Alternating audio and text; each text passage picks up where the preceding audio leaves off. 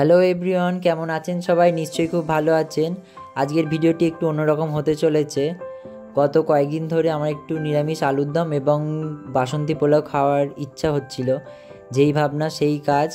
এইদিকে সমস্ত কিছু জোগাড় টোগাড় করে নিয়েছি, আর এইদিকে গোবিন্দভোগ চালের মধ্যে আদা বাটা, হলুদ গুঁড়ো এবং ঘি দিয়ে ভালো করে চালটিকে মেখে নেব। অন্যান্য সময় যখন আমি বাসন্তী পোলাও বানাই তখন ভালো করে চালটা আগে থেকে ধুয়ে রেখে ভালো করে ফ্যানের তলে চালটা শুকিয়ে নিই। এখন আর সময় ছিল না, হঠাৎই যেহেতু রান্নাটা করছিলাম সেহেতু ভালো করে চালটা ধুয়ে নিয়ে ডাইরেক্টই মেখে নিচ্ছি।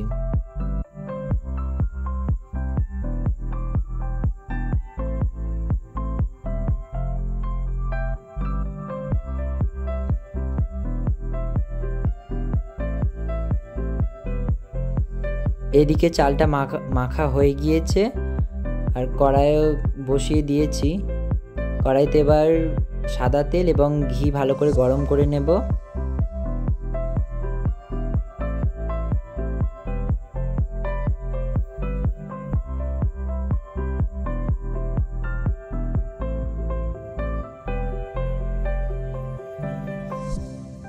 এদিকে তেলটা গরম হয়ে গিয়েছে, তেজপাতা আর কাজু কিশমিশ দিয়ে ভালো করে একটু ভাজা ভাজা করে নিয়ে চালটা দিয়ে দেব।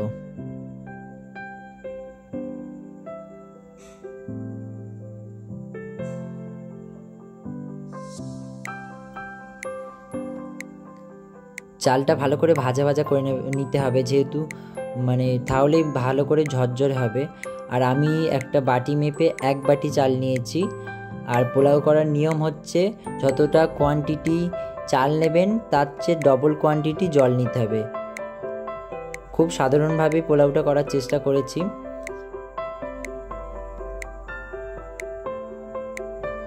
এদিকে ভাজা ভাজা হয়ে গিয়েছে, আর এই বাটিটা মেপে আমি চাল নিয়েছিলাম, সেহেতু এই বাটিরই 2 বাটি আমি জল দিয়ে দেব। নর্মাল রুম টেম্পারেচার জল, কোনো গরম জল টল নয়, এমনি নর্মাল জল।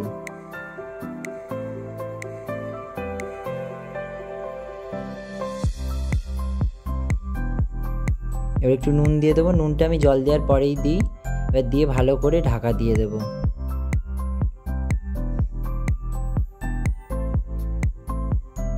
এইদিকে পোলাওটা হতে থাক, চলুন ওইদিকে আলুর দমের আলুটা ভেজে নিই। কড়াই বসিয়ে দিয়েছি, কড়াইয়ের মধ্যে সর্ষের তেল দিয়ে দেব। তেলটা গরম হয়ে গিয়েছে, আর ভালো করে আলুগুলো ভেজে নেব। আলুগুলোকে ভেজে ভালো করে তুলে রেখে দেব।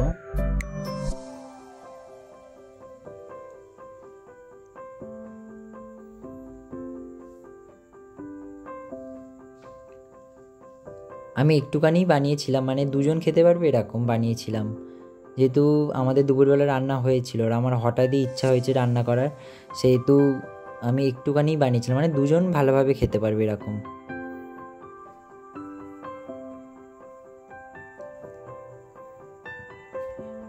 এদিকে আলুগুলো ভাজা হয়ে গিয়েছে, আলুগুলো তুলে নিই। চলুন ওইদিকে পোলাওয়ের কি খবর একটু দেখে আসি। এদিকে পোলাওটাও প্রায় হয়ে এসছে। এবার একটু ভালো করে নাড়াচাড়া দিয়ে একটু নুন আর এবং চিনি দেব।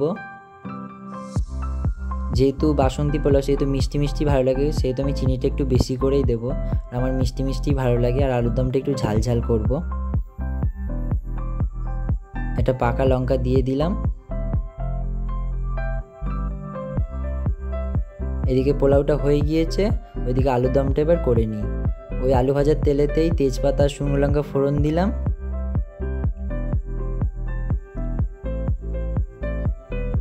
যেহেতু নিরামিষ আলুর দম করছি সেহেতু কোনো রকম পেঁয়াজ রসুন দেবো না, টমেটো আদা বাটা দিয়েই করব। টমেটোটা গলে যাওয়ার জন্য একটু নুন দিয়ে দিচ্ছি।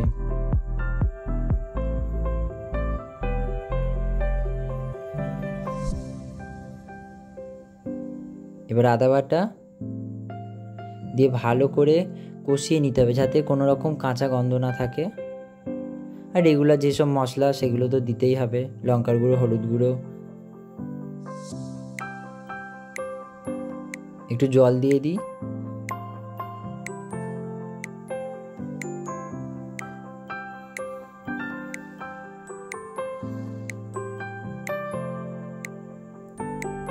চলুন এবার আলুগুলো দিয়ে নিই।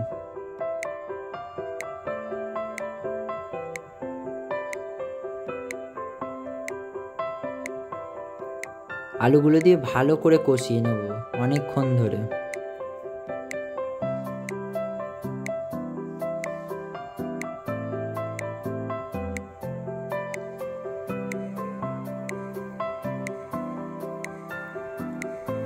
আলুগুলো কষানো হয়ে গিয়েছে, এবার আমি জল দিয়ে দেবো। অল্প করেই জল দিচ্ছি, যেহেতু আমি কোনো রকম ঝোল রাখতে চাইছি না, আমি ঝোল রাখবই না, সেহেতু আমি 1 বাটি জল দিলাম। এদিকে প্রায় আলুগুলো সিদ্ধ হয়ে গিয়েছে, যেহেতু আমি ঢাকা দিয়ে দিয়েছিলাম, সেহেতু আলুগুলো এদিকে সিদ্ধ হয়ে গেছে। আর একটু ঢাকা দিয়ে দেবো।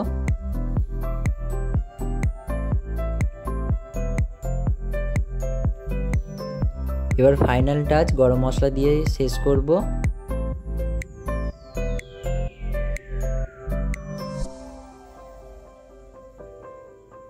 হয়ে গিয়েছে এইদিকে আমার আলুর দম। এবার গ্যাসটা নিভিয়ে দেবো, আবার ঠান্ডা হলে আলু একটু বসে যাবে। চলুন, এইদিকে পোলাও আলুর দম দুটোই হয়ে গিয়েছে এই আলুর দম। আর আপনারা দেখুন ঠিক পোলাওটা কতটা ঝরঝরে হয়েছে, দেখেই নিশ্চয়ই বুঝতে পারছেন যে পোলাওটা ঠিক কতটা ঝরঝরে হয়েছে। চলুন একটু ভালো করে সাজিয়ে গুছিয়ে নিই। এদিকে সমস্ত কিছু গুছিয়ে নিয়েছি। সো চলুন, ভিডিওটি আজ এত পর্যন্তই। যদি ভিডিওটি ভালো লাগে অবশ্যই একটি লাইক করবেন, কমেন্টে জানাবেন ভিডিওটি কেমন লাগলো। Thanks for watching, tata.